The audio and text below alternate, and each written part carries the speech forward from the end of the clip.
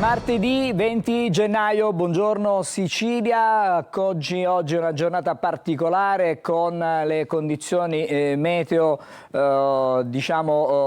estreme secondo i bollettini emessi dalla Protezione Civile. Per questo la nostra trasmissione oggi sarà in gran parte dedicata proprio all'allerta rossa che riguarda in modo particolare la Sicilia orientale. Allora io direi, per cominciare, andiamo subito a collegarci con Catania. Vedo già Tonino De Mana che è pronto.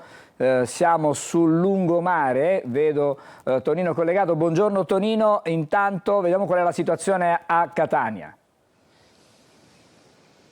Buongiorno Angelo, si fa per dire perché qui siamo nel pieno della tempesta del ciclone Harry, dove praticamente le onde arrivano sul lungomare. Abbiamo trovato un rifugio qui e siamo all'altezza di Piazza Nettuno, Piazza Battiato, e il vento è impetuoso, tanto che abbiamo dovuto spostare le attrezzature. Il mare raggiunge la sede stradale e anche la supera. Il lungomare è interdetto in questo momento grazie anche all'ottimo lavoro della Polizia Municipale. A proposito di Polizia Municipale, il comandante dell'area operativa Stefano Blasco, che ci potrà dare le ultime della situazione. Sì, buongiorno. Intanto stiamo impegnati in questo momento nel monitoraggio delle strade costiere. Abbiamo provveduto a chiudere attualmente il viale Kennedy, che è invaso dalla sabbia, e qui abbiamo una situazione un po' più critica per quanto riguarda appunto il mare verso Ognina, dove abbiamo appunto onde molto alte di 5-6 metri anche. Stiamo raggiungendo il picco del vento, che dovrebbe attestarsi nel pomeriggio attorno ai 30 nodi, per poi attenuarsi con un aumento del fenomeno piovoso invece. Quindi aspettiamo il decorrere degli eventi. Situazione in netto peggioramento perché il picco ancora non è arrivato, anzi si preannuncia tanta pioggia soprattutto nelle ore serali e anche domani mattina, comandante. Sì, dovremmo avere un picco appunto del vento con 30 nodi alle 16, dopodiché c'è una lenta diminuzione, mentre avremo invece un aumento dell'intensità della pioggia, quindi dovremmo stare un po' attenti alla parte del dentro la città. Tonino. Massima prudenza, quindi evitare al massimo. Sì. Angelo. Andiamo a chiudere questo collegamento, poi torneremo di nuovo da Catania a collegarci. Solo per dire massima prudenza. Io libero il comandante Blasco perché è impegnato con i suoi uomini a pattugliare le parti critiche della città di Catania, e a questo punto io ti cedo la linea e ci risentiamo dopo per il prossimo collegamento. Benissimo, grazie. Allora Tonino De Mana, da Catania andiamo a Siracusa.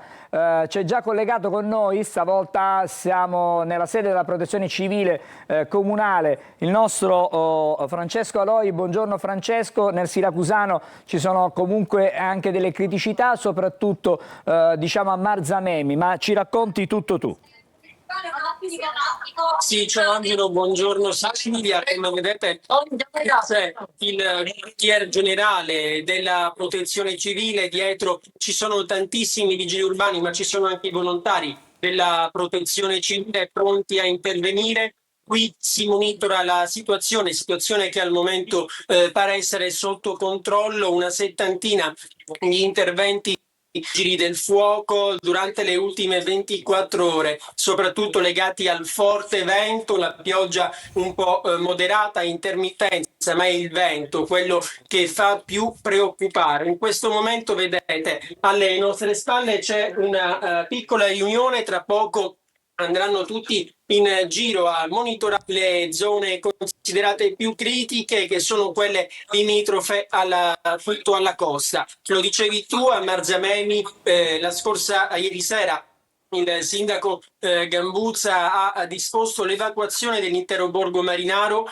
Dovremmo avere delle immagini, Francesco, ti chiedo scusa, abbiamo delle immagini a supporto, magari se dalla regia ce le fanno vedere, insomma, quello che è la situazione ieri sera a Marzamemi. Eccole qui le immagini, andiamo di nuovo da Francesco Aloi. E infatti quella che stiamo vedendo è la piazza della Movida, quella più nota di Marzamemi. Vediamo le onde che arrivano fin sulla terraferma. Per questo il sindaco, come dicevo, ha disposto l'evacuazione del borgo. Ma la situazione è critica un po' in tutta la provincia, come in tutta la Sicilia. Anche qui infatti è allerta rossa. anche qui l'appello è alla prudenza, quindi uscire solo se necessario.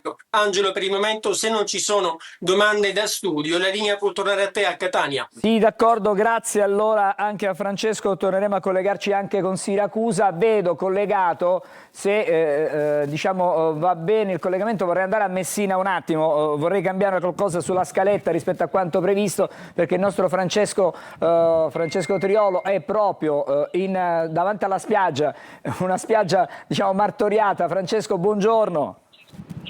Sì, buongiorno, qui ripari di fortuna non ce ne sono, Angelo, non so se riusciamo ad avere un collegamento discreto. Sono sul lungomare di Santa Margherita, litorale sud di Messina, una di quelle zone in cui si attendono maggiormente i disagi e le onde alte. Questa è la situazione attualmente, con un vento forte e onde molto alte. Provo a spostarmi così vi faccio vedere un pochino la situazione, però al momento non si registrano grandi disagi. È stata evacuata una RSA ieri con 32 ospiti che sono stati dirotati in altre strutture. C'è stato l'invito ai residenti in abitazioni che stanno proprio vicino al mare di lasciare per la notte, per questi giorni, le abitazioni, e c'è in corso un costante monitoraggio. Anche il lungomare in questo momento qui è aperto al transito, verrà chiuso se dovessero esserci condizioni peggiori, però anche qui come a Catania il picco è atteso per il pomeriggio, la nottata di oggi, quindi in questo momento c'è solo molta attenzione. Grazie Francesco Triolo, che ritroveremo più avanti magari da un'altra postazione, così ci ha promesso, ci fa vedere qualcos'altro della situazione di Messina. Andiamo adesso invece a Ragusa dalla nostra Veronica Barbarino. Buongiorno Veronica, il vento lo vediamo, lo avvertiamo dalle immagini, sì. Sappiamo che hai preparato anche delle immagini per quella che è la situazione nel ragusano, a te dunque è la linea. Sì, per fortuna nulla di grave da segnalare. Questa mattina abbiamo sentito i vigili del fuoco che hanno effettuato 80 interventi in 24 ore, di cui stanotte 40 circa, soltanto danni alle auto, nulla per fortuna alle persone. Tutte le criticità sono state causate dal vento, come ad esempio il distacco di tettoie, cartelloni pubblicitari, pali della luce.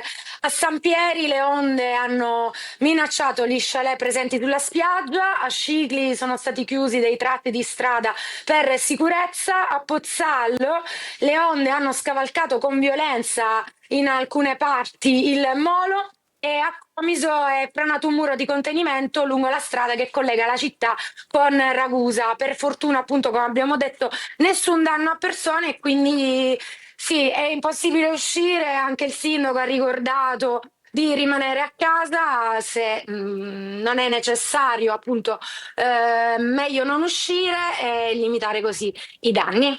Grazie allora per questo aggiornamento anche da Ragusa. E adesso invece vorrei chiedere alla regia, se siamo nelle condizioni di poterlo fare, di dare uno sguardo con le nostre telecamere quello che succede sulla città di Catania. Cominciamo a vedere qualche immagine, diciamo, siamo qui al Tondo Gioieni, vedete la nostra telecamera di tanto in tanto è un po' troppo mossa perché il vento è forte, però la situazione traffico stamattina è decisamente tranquilla, diciamo che ci sono spostamenti soltanto quelli necessari. Possiamo vedere anche via Vincenzo Giuffrida, vedete la giornata particolarmente piovosa, pochissime auto in giro. E vediamo se possiamo vedere anche un altro tratto della circonvallazione. Eccolo qui, anche qui situazione di assoluta tranquillità. Vi mostriamo anche, se riusciamo a farlo,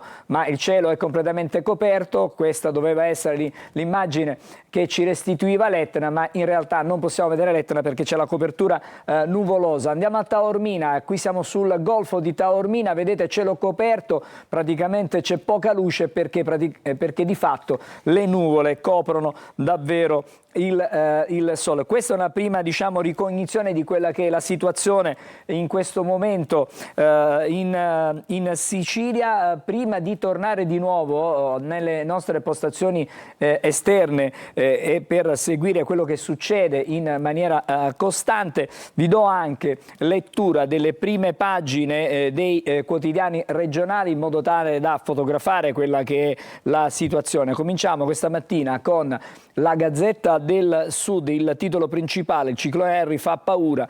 Oggi il picco, allerta Messina, nella zona sud, evacuata una RSA, come aveva detto il nostro Francesco Triolo, timori e disagi sulla costa ionica della Sicilia. E qui c'è anche una foto, la mareggiata alle Isole Eolie, il pontile di Sottomonastero a Lipari. Le scuole, lo ricordiamo, oggi sono chiuse in tutte e 9 i capoluoghi dell'isola, da Cireale le case sgomberate, lo vediamo fra non molto, trasferiti gli abitanti del borgo di Marzamemi, come ci ha raccontato il nostro Francesco Aloi. Adesso vediamo anche la prima pagina del Giornale di Sicilia. Il titolo è: Sicilia chiusa per maltempo, scuole, parchi, cimiteri, impianti sportivi. L'allerta meteo fa scattare la serrata. Leggiamo qualche cosa in più: la Sicilia si ferma e si chiude in casa per affrontare Harry, il violento ciclone mediterraneo. La regione sta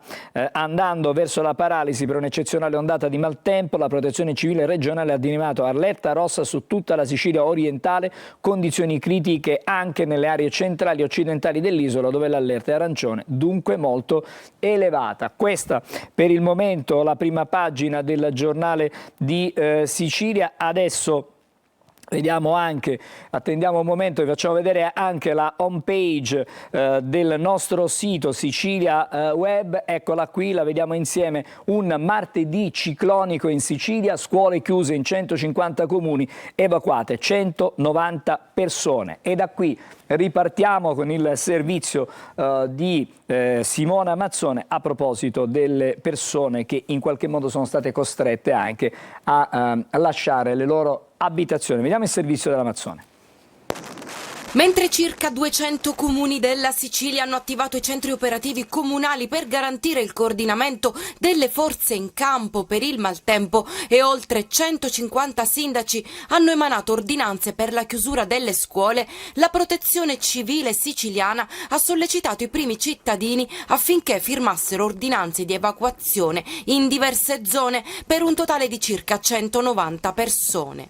A Giampilieri Marina, in provincia di Messina, evacuati 32 ospiti della RSA Villa Aurora, situata in area fronte mare. Nel Catanese, ad Acireale, il sindaco ha disposto l'allontanamento di 95 residenti nelle frazioni costiere di Capomulini e Santa Maria la Scala, mentre a riposto evacuate 3 persone da abitazioni in aree costiere. E a Pachino, provincia di Siracusa, il sindaco ha disposto lo sgombero di abitazioni da Marzamemi di circa 40 persone, mentre 30 si sono allontanate spontaneamente dalla contrada Granelli. Sul fronte della macchina operativa, nella sede di San Giovanni La Punta, il direttore generale del Dipartimento di Protezione Civile Salvo Cocina ha istituito il centro operativo avanzato per il coordinamento degli interventi e il collegamento costante con prefetture, comuni, vigili del fuoco, 118 e ancora ANAS, rete ferroviaria, Enel e tutte le strutture operative. E allora fra poco torneremo di nuovo in esterna, vedo già Francesco Aloi, fra poco andremo a Siracusa, ma intanto vediamo nel prossimo servizio quali sono le disposizioni che sono state emanate dal sindaco di Catania con le ordinanze che impongono la chiusura delle scuole e anche di moltissime attività, comprese quelle commerciali. Sentiamo il servizio. Niente lezioni negli istituti pubblici e in quelli privati, lo stabilisce per l'allerta meteo un'ordinanza il sindaco Trantino con la quale dispone misure urgenti e straordinarie, valide sino alla mezzanotte con l'obiettivo di fare evitare spostamenti ai cittadini. Anche lo storico Giardino Bellini resterà chiuso assieme a tutti i parchi comunali, cimiteri e gli impianti sportivi. Sospese le visite ai musei, chiuse le biblioteche, niente bancarelle nei mercati rionali e in quelli storici, Pescherie e Piazza Carlo Alberto, serrande abbassate nei negozi, è prevista la chiusura di tutte le attività commerciali ad esclusione di quelle di pubblica necessità e la sospensione di manifestazioni ed eventi di qualsiasi natura programmati sul territorio cittadino. Una Catania che vuole premunirsi dai rischi che possono derivare da allagamenti, frane, mareggiate e altri pericoli legati al maltempo. Niente udienze al tribunale, sospese le lezioni anche all'università. In allerta l'Arnas Garibaldi di Catania, che ha istituito una task force dedicata all'emergenza con l'obiettivo di monitorare la situazione e prevenire eventuali disagi nell'accesso alle strutture sanitarie degli ospedali. Torniamo in studio, un breve passaggio perché adesso vi faccio vedere soltanto le immagini che arrivano da Catania. Siamo sul lungomare e questo è praticamente quello che ci restituisce la nostra telecamera con Gaetano Iudica. Vedete, mare particolarmente grosso, mare che arriva quasi, anzi arriva sicuramente sulla sede stradale con queste onde. Andiamo adesso a Siracusa, dove c'è Francesco Aloi. Torniamo da Francesco, siamo nella sede della Protezione Civile con l'assessore alla Protezione Civile di Siracusa. Eh sì, Angelo, noi ci siamo spostati rispetto a prima, siamo sempre nel quartier generale della Protezione Civile. Con noi c'è l'assessore Sergio Imbro che sta coordinando senza sosta gli interventi e tutta la macchina della Protezione Civile. Assessore, a quest'ora qual è la fotografia della situazione in città? Ma sicuramente è una fotografia dove Siracusa si risveglia con numerose criticità. Abbiamo segnalato già dalle prime ore del mattino diversi cantieri con ponteggi o tubi o comunque sia che invadevano le carreggiate. Stiamo già provvedendo da questa notte attraverso i vigili urbani e il contatto con i vigili del fuoco a intervenire laddove appunto ce n'era bisogno. Fortunatamente non abbiamo registrato incidenti gravi o problematiche gravissime, quindi adesso abbiamo fatto appena fatto una riunione con tutti i volontari di protezione civile, abbiamo stamattina circa 70 a nostra disposizione, stanno continuando a monitorare laddove c'è sono state segnalate situazioni critiche, ma soprattutto intervenire laddove appunto occorre la loro presenza. E le criticità riguardano soprattutto le zone limitrofe alla costa, è così? Sì, ma devo dire che anche nella zona interna alcuni alberi sono stati segnalati con rami caduti o addirittura anche crolli sulla carreggiata, e quindi prontamente con le motoseghe si sono cercate di mettere in sicurezza tutti, diciamo, i passanti delle macchine. Niente di, ripeto, di grave, però numerose segnalazioni di questo genere. E tra gli osservati speciali, Angelo, anche qui a Siracusa c'è il mare che si è innalzato, mare che è molto abbiamo avuto punte di 100-110 km orari questa notte, e quindi le onde del mare erano sicuramente spaventose, erano quelle che ci preoccupavano di più. Cosa vi aspettate nelle prossime ore? Abbiamo interdetto pure la circolazione in alcuni punti dove appunto il mare comunque sia invadeva la carreggiata. Ora stiamo appunto monitorando tutta la zona sia balneare che quella cittadina, e cerchiamo in qualche modo di intervenire laddove serve. Vi aspettate un peggioramento della situazione oppure tutto stazionario? Allora, dalle previsioni, da quello che ci dice un po' il Dipartimento, dovrebbe essere stazionario, quindi non dovrebbe essere un ulteriore peggioramento.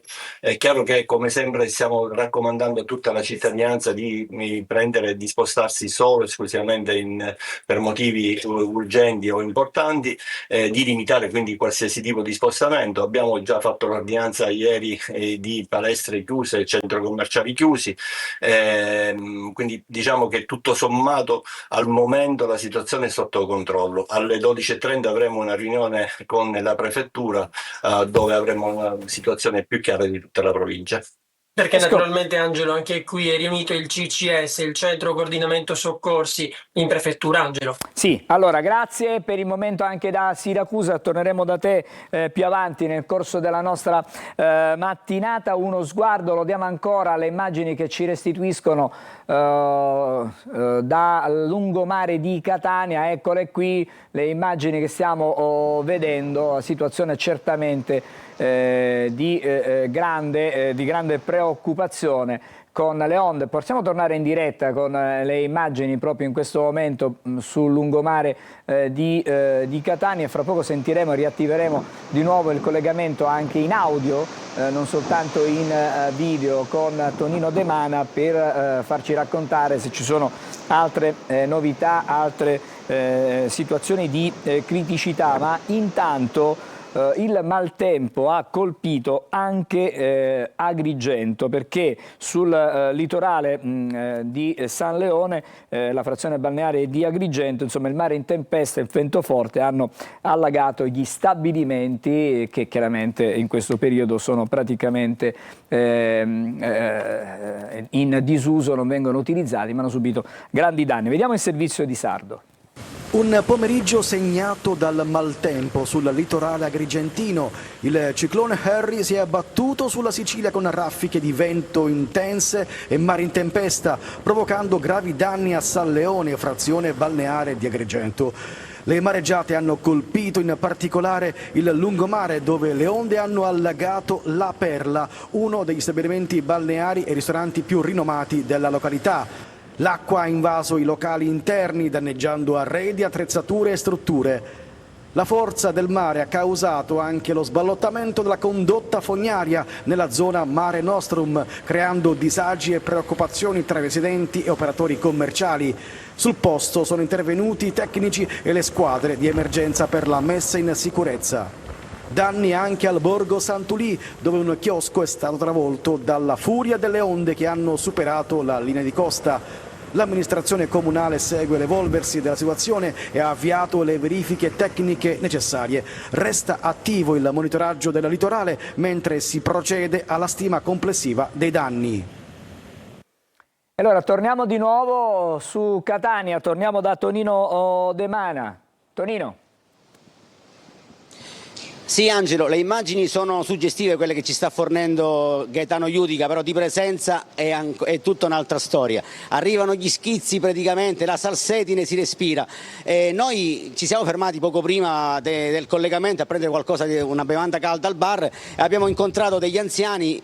Ci hanno detto non era mai successo, non ricordano una situazione simile, forse tra la fine degli anni 70 e l'inizio degli anni 80, però così non l'avevano mai vista. Io in diretta ho appena ricevuto il report dei Vigili del Fuoco che si riferisce agli interventi fatti dalle 8 di sera fino alle 6:30 del mattino. Li leggiamo insieme, sono 46 interventi espletati, 6 in corso, 12 richieste di intervento. Interventi più comuni sono arrivati da Catania, 15, Acireale 1, Aci Castello 2, Adrano 4. È stata soccorsa anche una persona, ma è tutto tranquillo. Se non ci sono domande ti restituisco la linea. Grazie Tonino, torneremo di nuovo da te e comunque con tutti gli altri colleghi questa mattina per aggiornamenti sulle condizioni meteo e su eventuali situazioni di criticità. Fra non molto ci dobbiamo fermare e fra pochissimo saremo di nuovo insieme.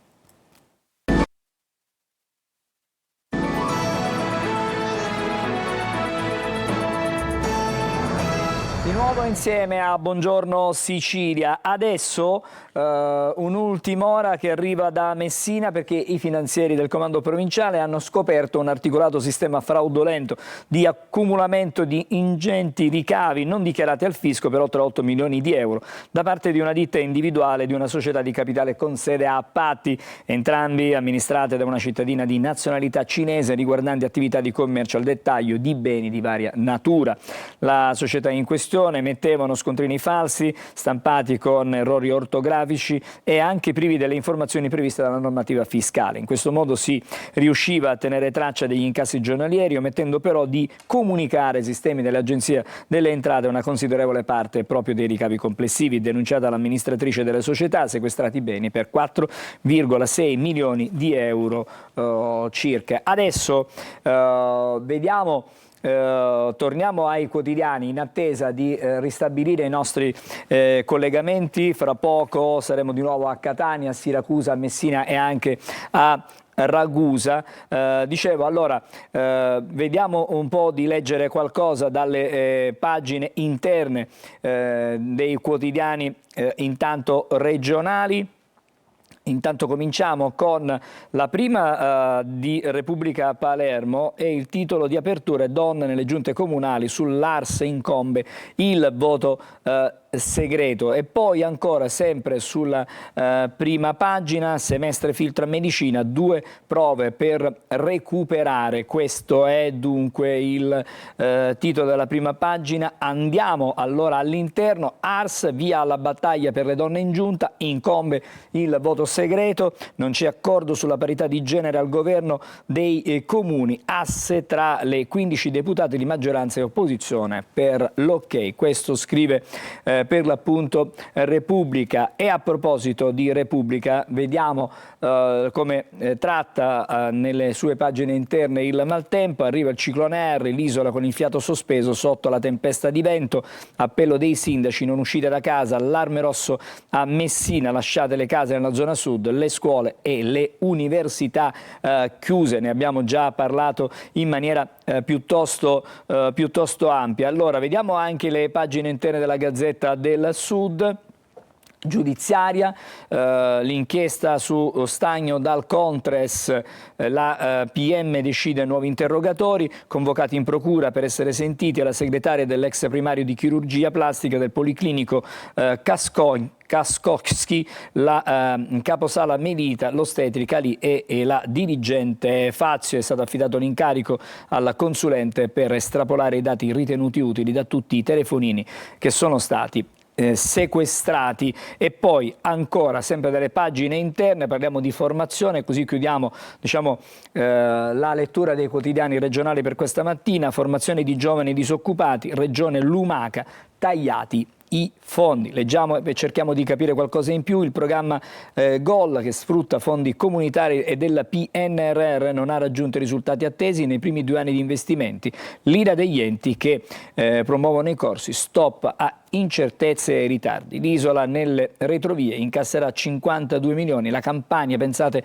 450, mentre la Puglia ben 126. Queste dunque le notizie che arrivano dai quotidiani regionali. Adesso invece vediamo un po' di leggere le prime pagine nazionali della giornata. I titoli si dividono chiaramente su quanto è avvenuto in Spagna, la strage, lo scontro dei treni, ma anche la morte di Valentino, ma c'è anche molto di internazionale a proposito dello scontro tra Europa e Stati Uniti. Strage dei treni, shock in Spagna, almeno 40 morti in Andalusia, un giunto rotto, la possibile causa dello scontro. E poi ancora, vedete, addio a Valentino con la foto notizia, imperatore della moda. Vi dicevo anche dello scontro tra gli Stati Uniti e l'Europa. Trump minaccia in una lettera: senza Nobel non penso alla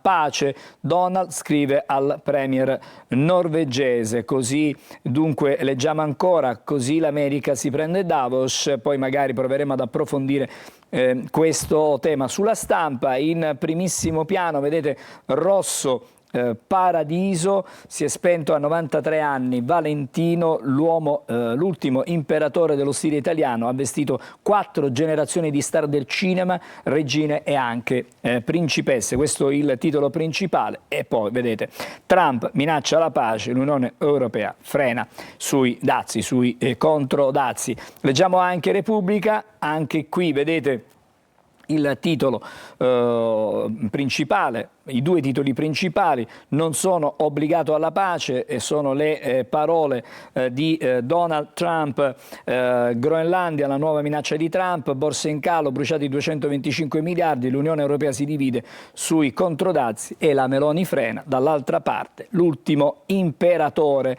per ricordare per l'appunto Valentino, muore a 93 anni, il rosso colore del mito. Venerdì i funerali a Roma. E poi taglio basso, Mattarella ai magistrati, liberi per la difesa dei diritti.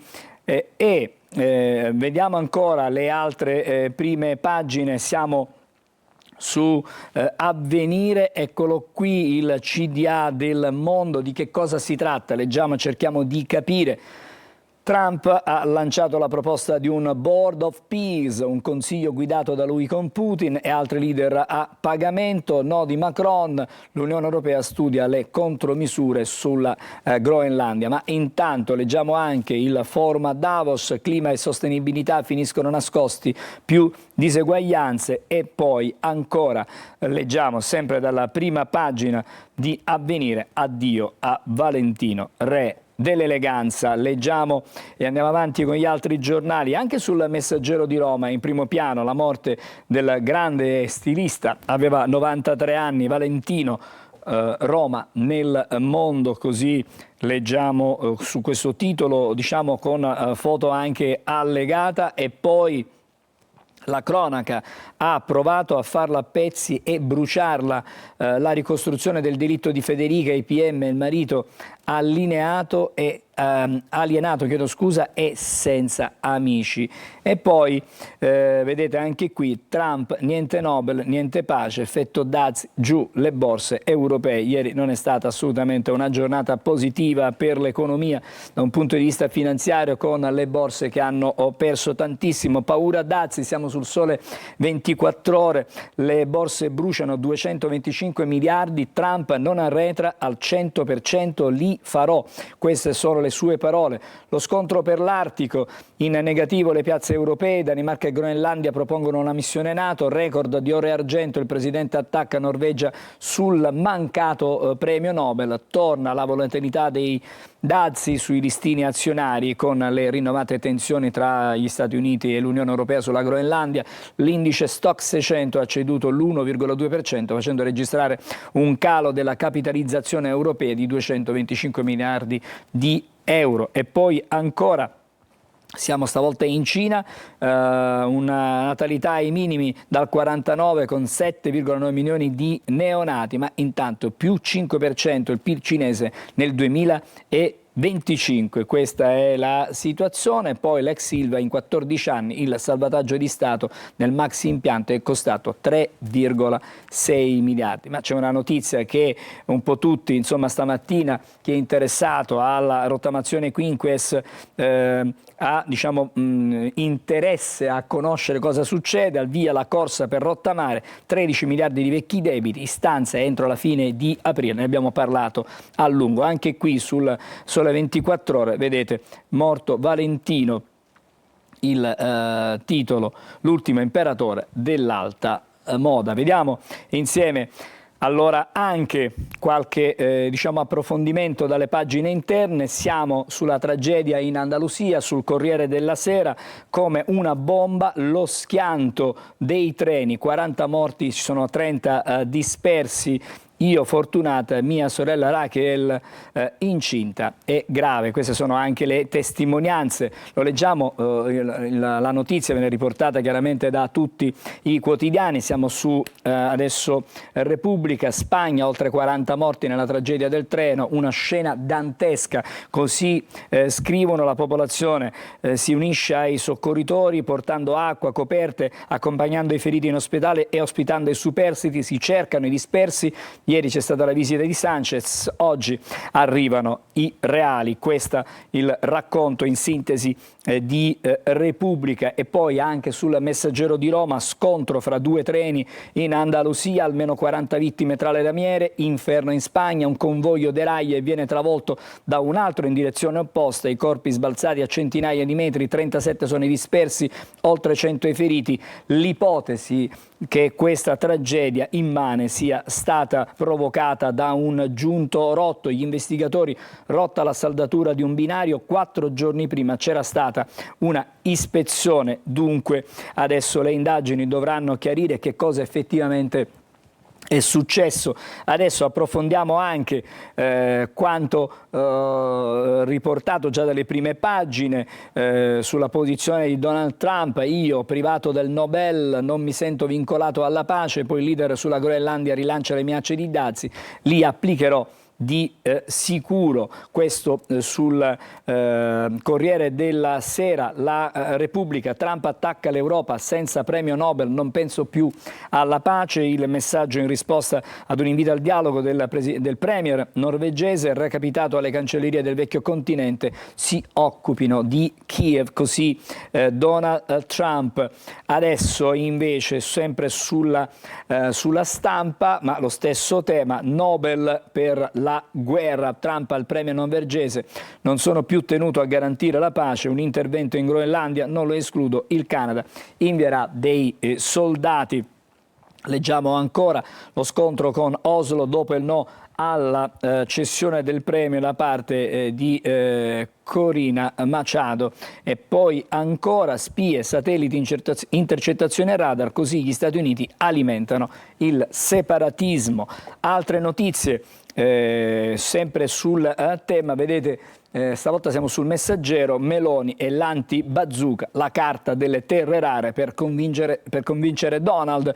La Premier sente al telefono sia Stammer che Merz per cercare di mediare rispetto alla linea oltranzista di Macron. Niente falli di reazione, giovedì ci sarà il Consiglio europeo. E leggiamo ancora sempre dalle pagine interne, stavolta la notizia della morte di Valentino. Nel 2007 aveva lasciato la moda, la consacrazione nel 62 con la sfilata a Palazzo Pitti, poi una lunga scia di successi. La fondazione ora custodisce il suo lavoro, ma un po' tutti insistono con scrivere l'ultimo imperatore. Addio allo stilista Valentino, 93 anni di sé, diceva: creo abiti, per il resto sono un disastro. I funerali si svolgeranno a Roma venerdì.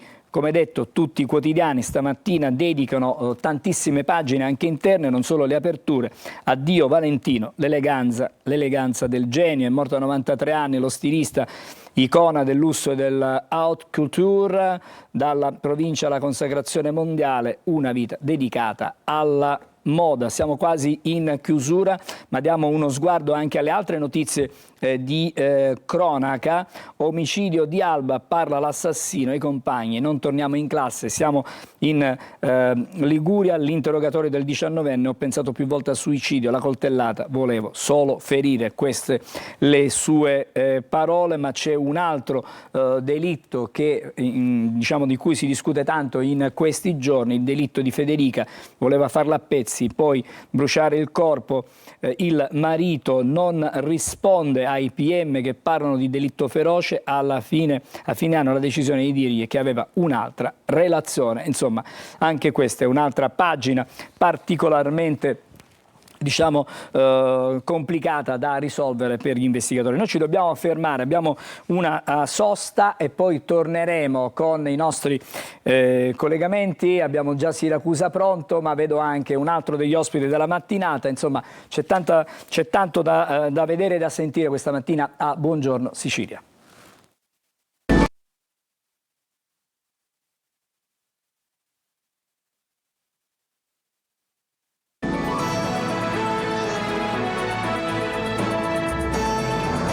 Di nuovo insieme a Buongiorno Sicilia. Allora ricominciamo con i collegamenti in esterna. Vedo già collegato e do il buongiorno al sindaco di Catania, Enrico Trantino, e con il nostro Tonino De Mana siamo sul lungomare a Catania. Allora, ci ha gentilmente raggiunti, nonostante il maltempo estremo, si può dire con raffiche anche di 100 km/h, il sindaco Enrico Trantino, che ringraziamo e chiediamo subito: che notte è stata? Per noi è stata una notte da tregenda, per lui? Per fortuna la situazione è meno complicata di quanto temessimo, ci sono una serie di interventi su tutto il territorio cittadino, sono segnalate alcune criticità su cui sono prontamente intervenuti i nostri della protezione civile, la polizia locale, i vigili del fuoco, perché la macchina sta lavorando bene. Un semaforo è caduto in Corso Indipendenza, ci sono moltissimi rami a terra, ammaloramento ovviamente del manto stradale. Ecco perché ancora una volta chiediamo ai cittadini di non uscire se non per bisogni di prima necessità, perché naturalmente non si sa mai, ci può essere sempre un rischio nel punto in cui meno ci si attende. Un palo della illuminazione elettrica al Parco Falcone risulta piegato, ma già sta intervenendo l'Enel. Dietro di noi vediamo, lo vedo riflesso già nella vetrata, questo mare che è sempre crescente. Fino adesso siamo stati fortunati, preghiamo perché possa passare indenne questo proseguo di giornata. È una situazione che lei ha anche detto più volte, mai verificato, comunque negli ultimi decenni non si era mai verificata una cosa del genere, cosa che hanno confermato anche alcuni anziani che abbiamo sentito poc'anzi. Parrebbe sia proprio così, uno scenario assolutamente inedito per la città di Catania negli ultimi decenni e comunque noi credo che stiamo potendo intervenire prontamente, ma solo perché la cittadinanza sta collaborando attivamente, e questo è quello che abbiamo sempre detto. Da soli come amministrazione non riusciremo mai a risolvere alcun problema se i cittadini, se i catanesi non comprendono il valore della coesione, della reazione a eventi anche del genere. La gente per fortuna sta collaborando, come ha detto il sindaco, e vorrei ricordare anche gli apprezzamenti social che ha ricevuto il sindaco per quanto riguarda i rifugi alle persone senza tetto e ai rispettivi animali. Questa è un'iniziativa che abbiamo portato avanti, è stata l'assessore Serena Spota a organizzare, grazie al contributo delle unità di soccorso, delle associazioni di volontariato, della città metropolitana che ha messo a disposizione di ciminiere, oltre ad altri siti comunali. È un qualcosa che ci ha consentito di riuscire a orientare ancora di più i senza fissa dimora verso queste strutture, perché molte volte il non voler lasciare i loro animali da compagnia ha fatto sì che loro rimanessero in strada.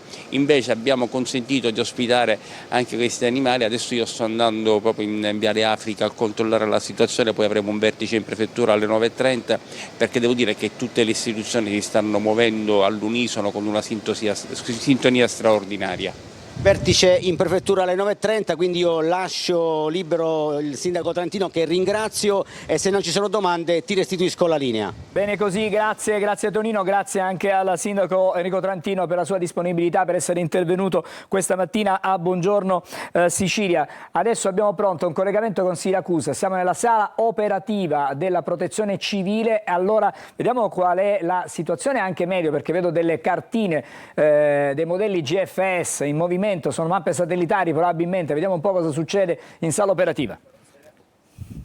Eh sì, Angelo, noi abbiamo cambiato stanza, ci siamo spostati un po' in modo da far rivedere il radar in questo momento la situazione. Intanto possiamo dire che a Siracusa è arrivata la pioggia intensa che però fa sempre a intermittenza. Sta anche arrivando la piena, perché sta scendendo molta acqua attraverso i torrenti, i vari corsi d'acqua dalla zona montana. Vediamo lì, ci fanno vedere la situazione. Comunque il peggio dovrebbe arrivare a Siracusa verso le 10 e durare per qualche ora. Comunque dalle 23 la pioggia dovrebbe cessare, almeno queste sono le previsioni. Naturalmente possibili cambiamenti potranno esserci, ed è anche la speranza di tutti. Vediamo lì, non so Angelo se si vede bene, c'è la colorazione è quella più azzurra-blu che riguarda la pioggia, quindi più intenso è il blu, più intensa è la pioggia, e quindi saranno maggiori anche gli accumuli. Vediamo tutta la Sicilia in questo momento, quindi vediamo la fascia del Messinese, il Catanese e il Siracusano, ma anche l'entroterra, Nisseno, poi arriverà verso le 19 anche sul Palermitano. Insomma, questo è un quadro un po' veloce e breve di quello che accadrà da qui alle prossime ore in Sicilia. Comunque qui a Siracusa appunto è tutto sotto controllo, c'è stato un altro briefing, tra poco poi andranno tutti in prefettura per un altro vertice, comunque la speranza è che la pioggia un po' sia meno intensa del previsto. Grazie. Qui fuori vediamo dalle finestre. Francesco, sì, ci dobbiamo forte fermare vento, perché dobbiamo andare a te. Messina. Torneremo magari più avanti da te. Grazie. Adesso Messina, c'è Francesco Triolo, vediamo se riusciamo a parlare con lui, anche se le condizioni meteo non sono proprio idilliache, anzi tutt'altro. Francesco. Sì, Angelo, allora io mi sono spostato rispetto al collegamento precedente un po' più a nord, nella zona di Galati. Qui il mare è proprio vicino alle case. Ieri sono state spostate queste barche, se le vedete alle mie spalle, un po' più verso la strada stradale, però il mare si sta facendo anche qui davvero pericoloso. La situazione finora in città è sotto controllo. La situazione più difficile invece è sulla riviera ionica. A Santa Teresa di Riva è crollato una parte del lungomare che era stato ricostruito con all'interno un'auto. Pare che ci sia anche una persona che hanno dovuto poi soccorrere all'interno dell'auto. Però non so se mi senti, una comunicazione di servizio anche per la regia. Dovremmo poter mostrare questa foto fra non molto, perché è stata girata proprio a regia, e faremo vedere proprio il frame del crollo del lungomare a Santa Teresa. Però pazientiamo un attimo il tempo in regia di poterla magari acquisire. La situazione più complicata, come ti dicevo Angelo, è proprio nella zona ionica tra Letoianni, Sant'Ata, Furci, Roccalumera, dove sono stati chiusi tutti i lungomari proprio per evitare il passaggio delle auto, visto che comunque lì il mare arriva proprio a ridosso della strada. Come ti dicevo, qui a Messina invece la situazione sembra essere fino adesso sotto controllo, anche se è atteso il grosso, il picco sicuramente nel pomeriggio. A livello di evacuazioni è stata fatta sgomberare quella casa di riposo a Santa Margherita. Eccola Francesco, stiamo vedendo. Ti chiedo scusa, stiamo vedendo, stiamo vedendo proprio la porzione di lungomare che è crollata a Santa Teresa di Riva. Esatto, è una zona all'inizio del paese, venendo da Catania, dove è stata anche interrotta, è stata chiusa la passerella, per chi conosce quella zona, che collega Santa Teresa a Sant'Alessio Siculo. Il Ponte Agro è fuori uso da diversi anni, quella era l'unica passerella che collegava i due paesi, e quindi in questo momento non si possono interfacciare. A Messina, al Palamini, che è proprio qui vicino nella zona sud, sono state allestite delle brande, una trentina, per consentire a chi ne dovesse avere bisogno di lasciare la propria abitazione e trovare rifugio lì nel Palasport. Grazie. E adesso questa è la situazione da Messina. Grazie Francesco per le tue indicazioni. Apriremo i collegamenti con i nostri corrispondenti, con gli inviati fra non molto. Adesso c'è una piccola immagine che vi proponiamo da Catania. Siamo a Ognina. Questa è la situazione questa mattina, siamo sul lungomare, quasi nei pressi di piazza Mancini Battaglia, se non ho visto male. Quella è una piccola clip. Adesso però, queste sono immagini invece che arrivano in diretta proprio dal lungomare, il mare grosso, come potete vedere, con le onde che molto spesso spingono praticamente, si spingono, come in questo caso, e poi gli schizzi e anche l'acqua arriva proprio sul manto stradale. Una breve sosta, vorrei conferma dalla regia, prima di andare a sentire, facciamo una brevissima sosta e poi ci colleghiamo con il professore Eugenio Aguglia, psichiatra forense, per parlare di un tema che riguarda l'emergenza violenza tra i banchi, tra i giovani. Tutto questo fra pochissimo.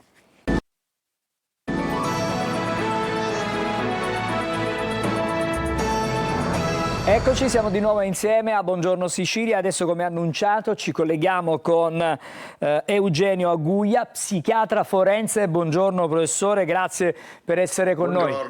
Grazie di avere anche pazientato, perché capisce che la cronaca in questi momenti ci porta anche a raccontare quello che succede effettivamente con questa allerta rossa e con le varie criticità che si registrano soprattutto nella Sicilia orientale. Professore, con lei stamattina parliamo di questa violenza che esplode tra i banchi di scuola, e soprattutto il fatto che questi giovanissimi, questi ragazzi così giovani camminino armati, siano dotati di coltelli, e comunque uno studio pare che in 90.000 ne hanno già usati queste armi bianche durante diciamo risse, liti varie. Che cosa succede? Sì, Allora, io ritengo che questo fenomeno così drammatico, purtroppo, se non si interviene in maniera decisiva, andrà sempre in crescita. Questo è determinato dal fatto che questi nostri giovani non hanno strutturato quel sistema di crescita, quindi sono privi di quella educazione sana che dovrebbe in qualche modo adeguarli ad affrontare le sfide dei tempi senza naturalmente violenza. Dico questo perché? Perché quando questi giovani si trovano a confrontarsi con le realtà del quotidiano, è chiaro che non hanno quella struttura di personalità solida, ma sono assolutamente vulnerabili e quindi non riescono a confrontarsi né con gli eventi intercorrenti, tantomeno con gli altri. Noi in psichiatria in genere diciamo che questi ragazzi hanno strutturato una patologia della relazione.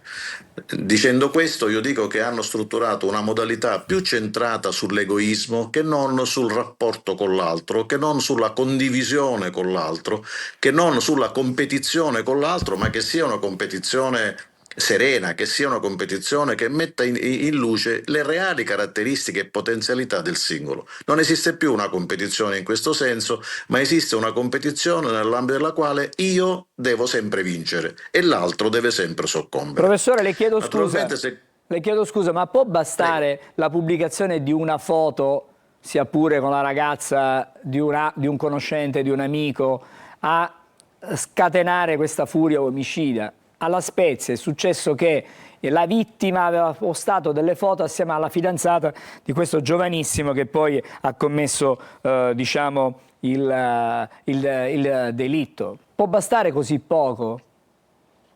Allora, questo io lo definisco un evento grilletto, cioè un evento trigger. È chiaro che preso l'evento in quanto tale colpisce per la sua banalità e per la sua inconsistenza, ma dobbiamo fare un piccolo passo indietro per vedere in che misura questo ragazzo che è arrivato a determinare questa azione non abbia invece già strutturato tutti quei modelli devianti che in qualche modo lo caratterizzavano. Dico questo anche perché vorrei sottolineare portare la vostra attenzione anche all'ammissione del fatto solo per curiosità, solo per vedere che cosa si prova quando si uccide una persona. Questo fa capire che da un lato c'è una rabbia incontenibile, ma dall'altro c'è anche un vuoto esistenziale, perché se per sentirmi gratificato io devo in qualche modo vedere cosa succede se uccido un altro, lei capisce che tutti i valori che in qualche modo sono collegati alla realtà del quotidiano, valori sani quali l'onestà, la coerenza, la rettitudine, ovviamente sono morti e sepolti, non esistono più. E allora dobbiamo chiederci perché questo succede. E questo succede se da un lato succede perché questi ragazzi crescono con la rabbia, con la bassa autostima, con la voglia di prevalere, nella inconscia consapevolezza di non essere in grado di fronteggiare questa loro posizione. Dall'altro dobbiamo anche vedere se ci sono dei fattori sociali che indirettamente possono intervenire. Faccio riferimento in maniera specifica ai modelli negativi. Una famiglia violenta, una famiglia dove il padre, che è comunque sempre la figura pedagogica di riferimento, si relaziona nel contesto familiare in maniera violenta, da un lato determina rabbia nei familiari e quindi desiderio di reazione, ma non nel contesto familiare, al di fuori dello stesso, ma dall'altro anche determina acquisizione di modelli di comportamento che sono assolutamente devianti e quindi non potendo normare la realtà familiare, ecco che scatta il bisogno di potere, il bisogno di affermare la propria identità, il bisogno di dire io non solo ce la faccio, ma sono superiore rispetto agli altri. E qui il coltello diventa un elemento di tipo transazionale. Cosa vuol dire? Diventa motivo di opportunità per affermare questa posizione. Noi in psichiatria diciamo il coltello in genere lo consideriamo un oggetto fallico, cioè oggetto che mette e sottolinea l'evidenza della forza maschile e della possibilità di prevalere sull'altro. E la cosa anche drammatica di questi ragazzi è che non hanno vergogna, hanno un atteggiamento, come dire, di superficialità. È come se avessero fatto una cosa che alla fine, pazienza, è stata fatta, ma sì, siamo dispiaciuti, ma è solo un modo, come dire, per coprire l'indifferenza, la freddezza emotiva che caratterizza questi ragazzi. Non sottovaluterei a questo. Sì, dobbiamo cercare di andare a chiudere perché abbiamo ancora 30 secondi e poi dobbiamo fermarci ancora. Sì, velocemente voglio solo che ci sia una riflessione anche sui modelli sociali, su tutta questa violenza online che certamente orienta in maniera negativa, ma vorrei spendere gli ultimi 15 secondi su quello che bisogna fare. Allora bisogna educare, la scuola è l'elemento centrale, bisogna anche coinvolgere le famiglie, educare le famiglie, perché non è facile in queste famiglie problematiche recuperare un po' un ruolo di tipo educazionale. Quindi scuola e famiglia diventano i pilastri necessari per cercare di arginare questo fenomeno. Grazie davvero per essere stato con noi questa mattina. Purtroppo la mattinata non ci ha permesso di dedicare più tempo a quello che è un tema sicuramente di grande importanza sociale. Grazie al professore Eugenio Aguglia, psichiatra forense, speriamo di poterci risentire magari più avanti. Adesso, grazie a voi. Grazie a lei. Chiedo alla regia, siamo pronti con un collegamento da Ragusa? Sì, torniamo a Ragusa dalla nostra Veronica Barbarino. Ancora buongiorno Veronica.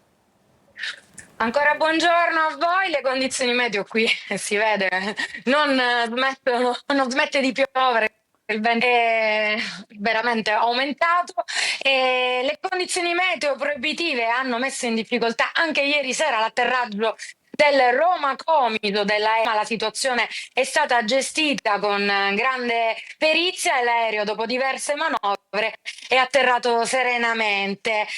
Ricordiamo che è stato predisposto il raddoppio delle squadre operative dei vigili del fuoco su tutta la provincia e che il presidio territoriale operativo della Protezione Civile di Ragusa sta continuando a monitorare tutti i punti critici della città. Quindi possiamo stare tranquilli, ovviamente le persone sono tutte invitate a rimanere a casa almeno fino a quando l'allerta meteo rossa, quindi fino a mezzanotte di oggi, rimane attiva. Grazie Veronica. Adesso torniamo di nuovo per un minuto da Francesca Loi a Siracusa. Francesco, di nuovo da te. Sì Angelo, come vedi mi sono coperto bene perché sono uscito, sono sempre nella sede della civile di Siracusa, vedete alle nostre spalle, penso di sì, è molto vento ma sta anche piovendo intensamente, non so se abbiamo immagini amatoriali che sono arrivate dalla zona interna di Siracusa che si riferiscono dei torrenti d'acqua che stanno straripando. Le stiamo vedendo. Siamo zona Capocorso, quindi zona interna verso uscita autostradale Siracusa Sud, quella dovrebbe essere proprio l'autostrada. Allora, vedete anche i volontari che sono passati poco fa alle nostre spalle perché adesso sono tutti in giro, qui ci sono soltanto alcuni per coordinare gli interventi e soccorsi. E la giornata sarà molto e intensa, almeno queste le previsioni. Angelo, a te. Sì, grazie Francesco. Facciamo un passaggio anche da Catania prima di fermarci per vedere le previsioni meteo e poi avremo altri collegamenti alla nostra mattinata. Vado da Tonino De Mana nuovamente. Tonino.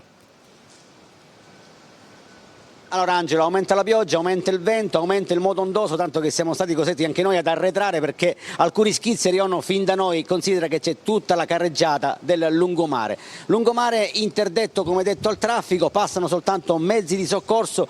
Poc'anzi abbiamo visto transitare un mezzo anfibio dei Vigili del Fuoco in direzione Piazza Mancini Battaglia e ho da dirvi un aggiornamento. Per quanto riguarda il report dei Vigili del Fuoco, gentilmente fornito dall'ufficio stampa dei Vigili del Fuoco stessi, ci sono 2 persone soccorse, una in via Ombra a Pedara e un'altra in via Rosolino Pilo a Camporotondo. Entrambi riguardano persone all'interno di autovetture impantanate. Per il momento è tutto sotto controllo, anche se il vento aumenta sempre di più nella sua intensità. Se non ci sono domande io ti restituisco la linea. Molto bene, grazie Tonino, ci risentiremo in chiusura proprio del nostro appuntamento di questa mattina. Vediamo le previsioni meteo e poi saremo di nuovo insieme a voi con Buongiorno Sicilia e attiveremo altri collegamenti in esterna. A fra pochissimo. Ben trovati da Clara Ventura di Trebi Meteo. Nella giornata di martedì alternanza tra sole e nuvole al centro-nord, ciclone mediterraneo in azione invece al sud e sulle due isole maggiori. In particolar modo sulla Sicilia avremo un'intensa ondata di maltempo con piogge torrenziali, acquazzoni e temporali localmente di forte intensità. Attenzione soprattutto alla ventilazione, forti raffiche di vento anche oltre i 90-100 km/h, specialmente sulle zone costiere, dove saranno dunque possibili anche delle mareggiate. Le temperature massime saranno piuttosto contenute e non supereranno i 12-13 gradi. E nella giornata di mercoledì rovesci di pioggia interesseranno in particolar modo il versante ionico, ma anche le aree interne. Si faranno via via strada parziali aperture del cielo nell'arco della giornata sul versante tirrenico e su quello occidentale. Temperature massime diurne localmente in lieve rialzo. Tutti i dettagli in merito.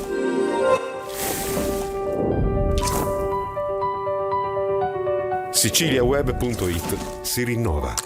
Più informazione, notizie in tempo reale, i telegiornali, gli approfondimenti e le dirette di Antenna Sicilia e Telecolor. Più passione. Lo sport e il Catania raccontati come nessun altro. Più emozione. Con i grandi eventi in diretta e con l'intrattenimento delle nostre produzioni TV. Siciliaweb.it. Ogni giorno, in libertà, ovunque tu sia, con un click. Siciliaweb.it. Connessi con il tuo mondo.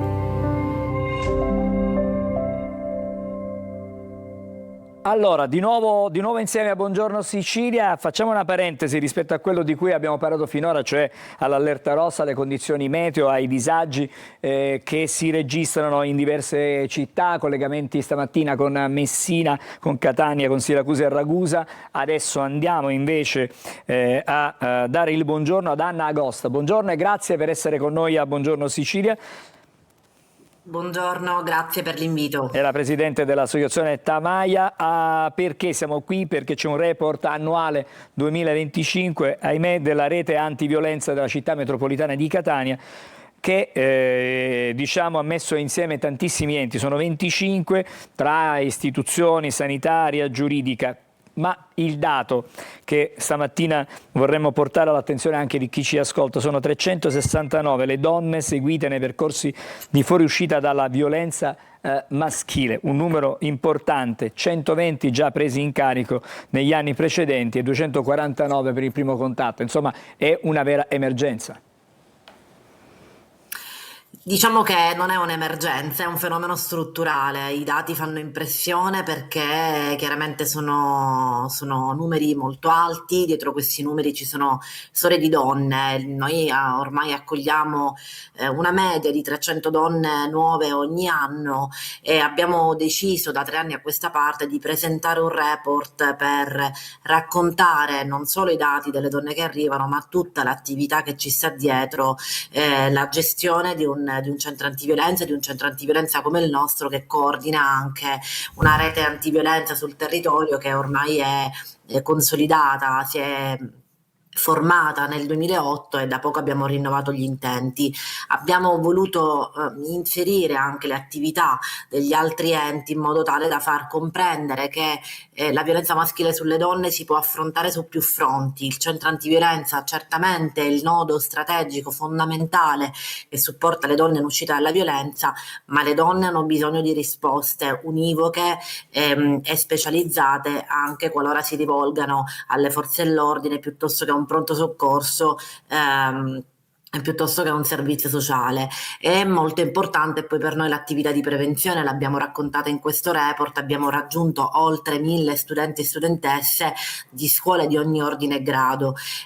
La prevenzione per noi è una strategia fondamentale, perché solo col cambiamento culturale possiamo limitare i numeri, e la leggiamo anche in maniera positiva rispetto al fatto che grazie alla nostra attività di prevenzione si avvicinano al centro anche ragazze più giovani. Questo ci fa sperare, perché vuol dire che le ragazze giovanissime riescono a cogliere gli indicatori della violenza, gli indicatori di una relazione violenta che poi può avere un'escalation molto importante. Quindi un lavoro sinergico, un lavoro strutturato, proprio perché la violenza è un fenomeno strutturale e va contrastato con politiche strutturali e multiagenzia. Da sole non riusciremmo a fare tanto. Ecco. Dottoressa Agosta, questo report evidenzia come la violenza si consuma soprattutto dentro le relazioni affettive e familiari. Quasi il 50% dei casi, 49,3%, l'autore della violenza è il partner. È il partner o l'ex partner, Sì. quindi se lei calcola anche il dato dell'ex partner, il dato ci dice che la violenza maschile sulle donne si consuma nelle relazioni intime affettive ancora in essere o comunque concluse, perché molto spesso nei casi di stalking, per esempio, la violenza comincia proprio quando la donna decide di interrompere una relazione che magari poteva essere anche violenta durante la relazione stessa, e poi c'è l'escalation appunto attraverso lo stalking. Sì, il dato è proprio questo, è un dato ormai consolidato a livello nazionale e internazionale. Le donne subiscono violenza dall'uomo col quale hanno una relazione intima affettiva. Questo perché? Perché è una dinamica di controllo, una dinamica di possesso. Leggiamo spesso giornali, ascoltiamo interviste, l'uomo che sembra fuori dalle mura domestiche una brava persona, un buon professionista, un buon medico, un buon imprenditore, in realtà invece dentro le mura domestiche nei confronti della propria compagna e della propria moglie agisce quella violenza che noi definiamo patriarcale, cioè una violenza strutturata che trova origine nella disparità di potere tra uomo e donna. So che queste affermazioni possono sembrare forse esagerate, ma è proprio questo il motivo, e finché non centriamo il tema con queste caratteristiche difficilmente potremo contrastarlo e comprenderlo. E dare messaggi giusti alle donne. Sì, no, a proposito di messaggi giusti alle donne è anche corretto insomma evidenziare come c'è un numero nazionale, il 1522, che è un numero diciamo messo a disposizione per chi ha necessità, e molto spesso questa necessità è anche l'emergenza. Intervenire in emergenza è importante in situazioni di grandissimo rischio. Assolutamente, infatti non solo le operatrici del 1522, ma le operatrici dei centri antiviolenza, quindi anche il centro antiviolenza Tamaia, sono operatrici altamente formate che già al primo contatto telefonico devono essere in grado di fare una valutazione del rischio, di gestire l'emergenza, di fare degli invii curati strategici alle forze dell'ordine piuttosto che a un servizio sociale, di poter essere in grado di rifugiare la donna qualora ce ne sia diciamo la necessità. Quindi i centri antiviolenza, grazie anzi per la domanda, perché i centri antiviolenza sono gestiti da personale esclusivamente femminile, donne operatrici altamente formate proprio per accogliere le donne. I centri antiviolenza sono definiti dalla legge, dalla Convenzione di Istanbul in particolare, quelle organizzazioni specializzate chiamate a rispondere esclusivamente alle donne vittime di violenza. Prima di salutarci, dottoressa Agosta, la prevenzione è importante, la vostra campagna è instancabile, non si ferma. Quest'anno avete praticamente realizzato tantissimi laboratori nelle scuole, avete incontrato migliaia di studenti. Questo perché è importante cambiare il modo di pensare. Sì, liberare i ragazzi e le ragazze da quegli stereotipi di genere che ingabbiano uomini e donne in appunto pensieri che poi diventano appunto azioni. Noi crediamo, come dicevo poc'anzi, che solo il cambiamento culturale potrà limitare i danni di un fenomeno che sembra dilagante perché emerge di più, ma in realtà c'è sempre stato. Campagne di prevenzione, ma anche campagne di sensibilizzazione. Fra poco uscirà la nostra nuova campagna di Sant'Agata, perché riteniamo anche veicolare dei messaggi di cambiamento culturale in alcuni momenti topici, no, per il nostro territorio. Agata per noi è abbiamo raccontato nel rap.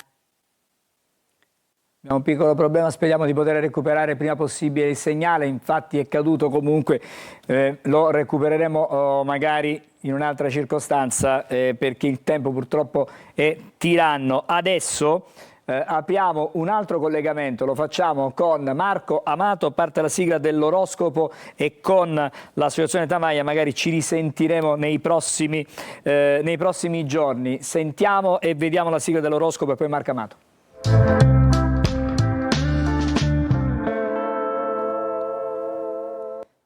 Eccoci Marco, buongiorno. E allora, oggi è una giornata di grande fretta, una situazione di grande emergenza, e allora forse abbiamo recuperato la dottoressa Agosta. Ci siamo? La vediamo? Eccola. No, non la vediamo, niente, fermiamoci un attimo, torniamo da Marco Amato. Allora Angelo, buongiorno e buongiorno Sicilia. Oggi 4 pianeti in Acquario, per cui segno della velocità e cuore d'inverno. I ghiacci, il vento e il freddo sembrano anche impadronirsi dello zodiaco. Cosa accade in questa giornata così piena di movimento? Che vede i segni d'aria sotto i riflettori, in particolare uno Sceltuno, un Gemelli e che Cozzalone, che ci apre comunque un grande traguardo, proprio perché il suo film Buon Cammino è il più campione di incassi, è il più letto, è quello che ha incassato di più, batte pure il primato di Avatar. Ebbene, Gemelli, come i segni d'aria, corrono un po' di più, sperimentano un po' di più, e inizia una fase dell'anno in cui la lucidità dell'inverno vive i segni d'aria già nell'Acquario. Cosa accade nello zodiaco? Per l'Ariete finalmente arriva un grande gioco di squadra e sembra che finalmente tutto sia fluido e potete partire un Ariete terre di vivo. Toro, per voi inizia una quadratura, per cui è un periodo un po' di contrazione, dovete riflettere un po' meglio sulla situazione. Gemelli, a tutta birra per voi che siete tra i protagonisti dello zodiaco e anche personaggi famosi del vostro segno zodiacale, mietono successi come sta per succedere a tutti voi. Cancro, per voi oggi la Luna è anch'essa in Acquario, una compagine di ben 5 pianeti che vi aiuteranno a usare tutti i mezzi possibili per essere felici. Leone, 5 pianeti in opposizione, ora dovete essere bravi a prendervela un po' con voi stessi, quindi nel rapporto con gli altri dovete valutare meglio. Vergine, inizia per voi un periodo più meditativo, più lucido, più filosofico, meno alienato dalle passioni. Bilancia, arrivano finalmente tutte le soluzioni che vi servivano, che volevate, quindi gioitene. Scorpione, per voi oggi inizia un periodo un pochino complicato dell'anno, una quadratura per voi, quindi forse il distacco mentale di alcune cose vi fa stare male perché voi siete segni della passione, ma sarà un periodo che affronterete molto bene. Sagittario, ottimo, la comunicazione regna di nuovo sovrana, i pianeti vi invitano a comunicare e a esprimervi. Capricorno, vi rimane solo Marte nel cielo, utilizzatelo bene perché è un grande mezzo. Ora tutto però si concentra su una base di pianificazione economica, pratica, oggettiva e materiale. Acquario, inizia la vostra stagione, protagonisti dello zodiaco, con 5 pianeti nel vostro cielo, che dirvi, di tutto e di più.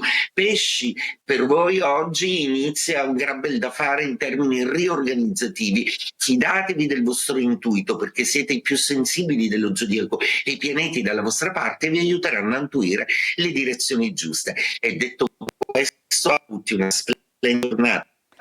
Angelo e buongiorno. Grazie Marco, l'appuntamento con te a domani mattina, ma intanto prima di chiudere questa puntata di Buongiorno Sicilia torniamo di nuovo in esterna e vediamo qual è la situazione a Messina. Francesco Triolo. Sì, Angelo, l'ho vista sullo stretto per farvi capire un po' come sono le onde in questo momento. Bene o male a Messina tutto sommato tranquillo. Ti do un aggiornamento invece per quanto riguarda la voragine che si è formata sul lungomare di Santa Teresa, perché c'è caduta dentro una macchina che stava transitando, c'era un signore dentro ferito, l'ambulanza che stava per andare a soccorrerlo è stata investita da un'onda anomala, è stata spinta sulla cinta del lungomare, quindi un po' di ritardo anche per i soccorsi. Questa è testimonianza di come se il lungomare è chiuso bisogna rispettare le avvertenze proprio per evitare problemi per tutti, e quindi la situazione sembra che non ha visto la voragine ed è caduta dentro la macchina. Questa sembra essere la prima ricostruzione, però è pur sempre un incidente dettato anche dalle condizioni del meteo. Grazie Francesco, ci racconterai nei nostri telegiornali l'evoluzione della giornata a Messina. Intanto grazie per quanto hai fatto questa mattina su Buongiorno Sicilia. Da Veronica Barbarino siamo adesso a Ragusa. Veronica. Sì, tra le ultime novità arrivano da Punta Secca, la zona di Montalbano, quindi in provincia siamo nella zona rivierasca di Santa Croce Camerina, dove le onde hanno invaso la strada, ma per fortuna la protezione civile è intervenuta in tempo e quindi la situazione è anche qui sotto controllo. Ricordiamo, non ci sono danni a persone, per fortuna, soltanto appunto alberi, magari pali della luce divelti, ma tutto tranquillo. Bene, benissimo, grazie anche a te per il tuo contributo questa mattina. Adesso andiamo a Siracusa da Francesco Aloi, siamo sempre alla sede della Protezione Civile comunale. Sì Angelo, siamo qui riparati perché fuori c'è davvero il diluvio, adesso la pioggia continua a rafforzare l'intensità, c'è anche vento molto forte ma sempre pare sotto i 100 km/h, quindi le previsioni sono in questo momento non sono state confermate, ecco, anche se la situazione resta in allarme. Il livello del mare si alza anche in porto e il mare è molto mosso con onde di circa 6 metri. Al momento qui è tutto sotto controllo ancora adesso, comunque la situazione come nelle altre province è in continuo divenire. A te. Grazie anche a Francesco Aloi. Andiamo a Catania, per noi c'è Tonino De Mana, siamo sul lungomare. Sì, siamo sul lungomare, rispettare le avvertenze, come ha detto giustamente il collega da Messina Ciccio Triolo, qui il mare aumenta sempre di più, il vento aumenta, siamo stati costretti a spostarci leggermente verso l'interno, il collega Gaetano Iudica che pulisce sistematicamente l'obiettivo per consentirci di vedere le immagini che vi ha mostrato finora. Abbiamo visto passare dei mezzi della Protezione Civile, della Polizia Municipale, ricordiamo che il lungomare è interdetto per ovvi motivi, abbiamo visto passare anche un mezzo anfibio che si sta posizionando nella zona di Ognina, ma soltanto in maniera preventiva. Situazione sotto controllo, al momento non si registrano danni a persone o cose e quindi, come detto Amato, io sono un segno pesci di fidarmi dell'intuito, io mi fido di lui e me ne vado dopo il collegamento a prendere una bevanda calda. Sì, ma resta là in zona perché chiaramente faremo altro stamattina, non ti muovere Tonino, grazie anche a te per il tuo contributo. Adesso invece vi facciamo vedere la situazione anche in città, a Catania, in altre zone della città. Cominciamo, se possiamo, chiedo alla regia di darci le immagini sul Tondo Gioieni. Vedete, telecamera che è molto ballerina, si muove tantissimo a causa delle folate di vento, c'è anche la pioggia insistente dal Tondo Gioieni. Adesso andiamo in via Vincenzo Giuffrida, pochissime le auto in giro e come vedete la pioggia è piuttosto insistente dalle prime ore, anzi per tutta la notte. Possiamo vedere anche un altro tratto della circonvallazione, eccola qui, questa è la situazione della circonvallazione di Catania, sia in direzione Ognina sia in direzione Mister Bianco, se volete anche in direzione Policlinico. L'ultima immagine che vi chiedo è quella, vedete, è un'immagine che riusciamo a mostrarvi da lontano, da lontanissimo, siamo alla playa di Catania, queste sono le onde che arrivano proprio su quella che è la playa di Catania, su viale Kennedy per l'appunto, mare davvero che è in modo ondoso in aumento. Queste invece sono le immagini che arrivano dal lungomare, quindi abbiamo fatto vedere sia la playa sia anche il lungomare. Ci fermiamo qui stamattina con Buongiorno Sicilia, grazie per essere stati con noi, l'augurio a tutti voi di una buona giornata.